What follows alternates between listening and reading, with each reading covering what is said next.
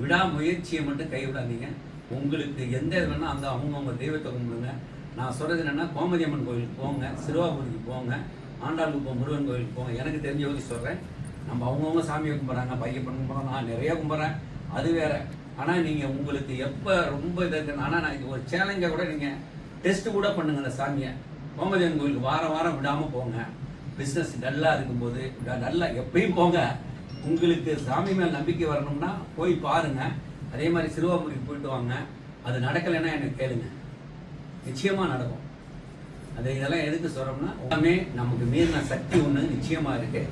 ஆனால் வெறும் கடவுளை மட்டும் கும்பிட்டு வீட்டில் இருந்தோம்னா வேலை நடக்காது. கடவுளுக்கு அப்படியே காந்து பண்ணுவார். கடவுள் என்ன செய்வார்? வெளியே தான் காமிச்சிக்காரு. நீ தனி இப்போ முதல்ல இல்லாமல் சம்பாதிக்கலாம்னு உங்கள்கிட்ட சொல்லியிருக்காரு. நீங்கள் அதை பயன்படுத்திக்கிறது தான் இருக்குது. எங்களுக்கு என்ன சொல்கிறாரு, கொஞ்சம் நல்ல ஆட்களெல்லாம் அவங்க அனுப்பிச்சிருக்கிறேன், அவங்களெல்லாம் நீங்கள் பார்த்து நீனும் அவங்களுக்கு ட்ரைனிங்கை கொடுத்து அவங்களுக்கு சம்பாதிக்கிறது வழிட்டு நீனும் சம்பாதிச்சிக்க அப்படின்னு எங்களுக்கு ஒரு வழியை காமிச்சிருக்காரு. ரெண்டு பக்கமுமே பார்க்குறோம் நம்ம. அதனால் திரும்ப திரும்ப சொல்கிறது என்னென்னா, உங்களுக்கு தெய்வ நம்பிக்கை உள்ளவங்க நான் சொல்கிறது மாதிரி செய்யுங்க.